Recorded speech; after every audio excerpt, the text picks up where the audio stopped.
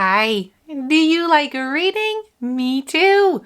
My name's Rachael and this is my reading room. Come on in. Today we have a wonderful story about children and their friendships.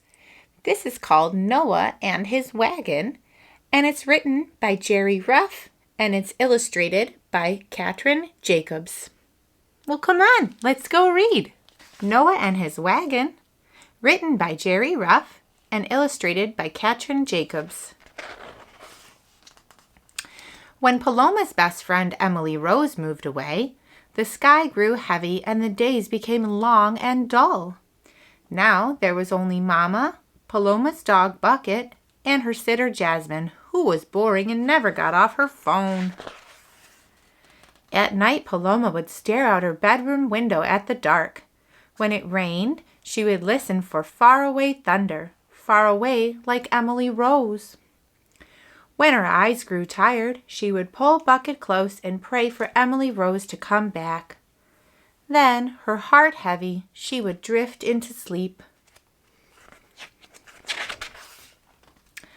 On weekday mornings, Jasmine came to Paloma's house. Today was Monday. Paloma was finishing her cereal. Mama said to Jasmine, "There's cold chicken and fruit salad for lunch. Bucket needs to go out again. If it rains, close the window. I gotta go. Adios." Mama kissed Paloma and took a final sip of her coffee before heading out the door. Paloma put her bowl in the sink. Then she got dressed, brushed her teeth, combed her hair, and found Bucket's leash. Paloma, Jasmine, and Bucket went for a walk. "That dog has to stop at every tree," Jasmine complained. Looking at her phone, she didn't see that Bucket hadn't stopped at the tree. Instead, he was wagging his tail at a boy with dark hair, soft eyes, and a little hat on his head. The boy was coming up the sidewalk. Behind him, he pulled a wagon. "Hola," said Paloma to the boy. In the boy's wagon, a gray cat curled up on a blanket. "Is that your cat?" Paloma asked. "Hello," said the boy. "Yes, that's Mitzvah." "Does your dog want to ride?" "Dogs and cats don't mix," said Jasmine. She looked up from her phone to see who was talking. "Who are you?" she asked. "I'm Noah," said the boy. Then Bucket jumped into the wagon. After giving Mitzvah a hello sniff, Bucket curled up and went to sleep too. "Well, I'll be," said Jasmine. "What kind of name is Mitzvah?" Paloma asked. "It's Hebrew," Noah said. "It means commandment, like to do something good." "What kind of name is Bucket?" So Paloma told Noah a story. One morning, as Mama waited for the bus, she spotted a silver bucket by the bus stop. Inside was a puppy no bigger than your hand. Mama brought him straight home, and Jasmine said, "He's so cute, just a drop in the bucket." And everybody knew that was his name. Jasmine smiled proudly at the story.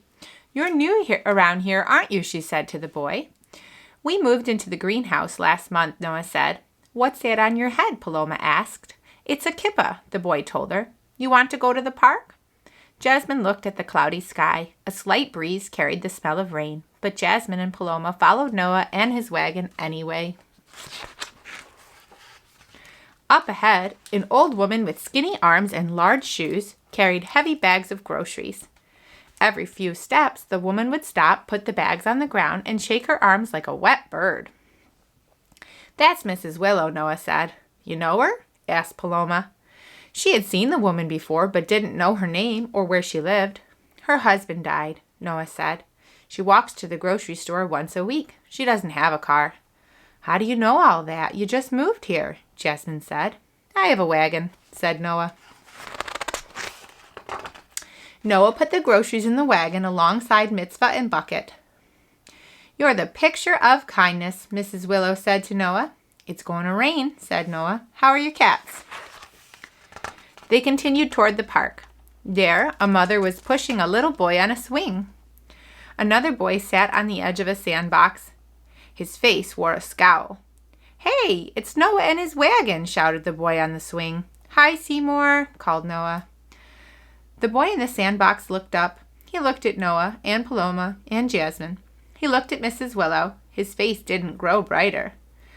"I have cookies in the bag," said Mrs. Willow. "It's time for a cookie break. You want to join us, Mikhail?" They took the blanket from Noah's wagon and spread it on the grass. Everyone sat down, Mikhail too, and Mrs. Willow took out a box of cookies.